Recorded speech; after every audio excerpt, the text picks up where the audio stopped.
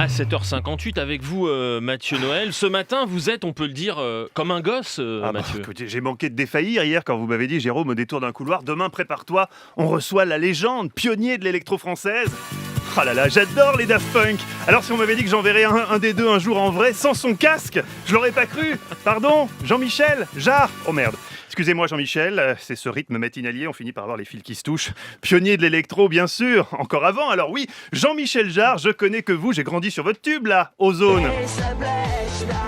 Noumanou Mané, quel équilibre sur l'aile de l'avion. Ah, Ozone. Non, oxygène, putain, merde, oxygène.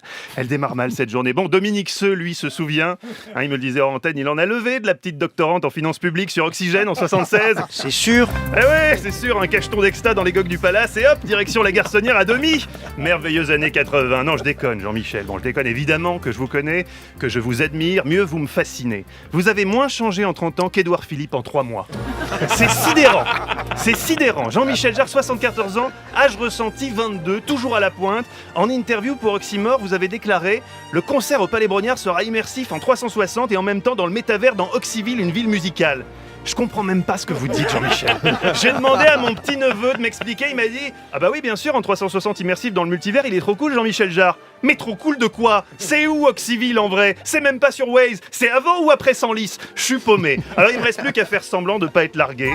Maintenant, quand on me demande ce que je fais le week-end, je prends un air dégagé et je dis « Oh, moi le week-end, je pistouille dans le métavers, je carafonne des chounettes dans le deep web et je tétrachouille des sons binauraux si vraiment j'ai le temps. » Heureusement, grâce à vous, je me sens encore un peu dans le coup puisque vous avez enregistré cet album ici, à Radio France, ce qui fait de nous techniquement des coproducteurs. Vivement que la SACEM tombe.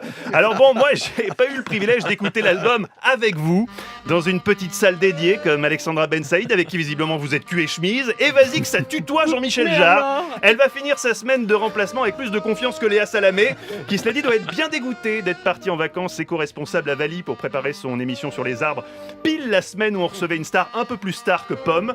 Je l'imagine découvrir cette sordide complicité entre vous, la remplaçante qui copine avec Jean-Michel Jarre. Léa doit se dire... Mais pourquoi elle est là, toujours chez nous, elle? Ce qui est malin, Jean-Michel, c'est que maintenant qu'Alexandra vous tutoie, qu'elle vous appelle son Jean-Mich, en vous tapant dans le dos, sa critique de votre album risque d'être impartiale. Donc ça, c'est la beauté. Merci Alexandra.